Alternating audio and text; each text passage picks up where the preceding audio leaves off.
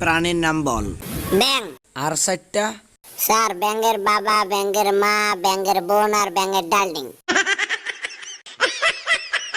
এত করে তোকে ইংরেজি শিখালাম আর তুই ইংরেজিতে ফেল করলি? স্যার ইংরেজিতে পাশ করার জন্য কি 52 ভাষা আন্দোলন করেছিলাম। তাই ইংরেজিতে ফেল তো করলি, তুই অঙ্কে ফেল করলি কেন? হতভাগা, 10 আর 10 যোগ করলে কি 2 হয়?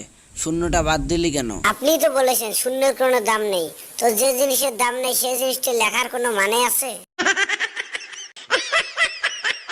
তুই কি ইপটিজিং করিস? না, ইফটিজিং করার কি আছে, আপনার মেয়ে তো রাজি।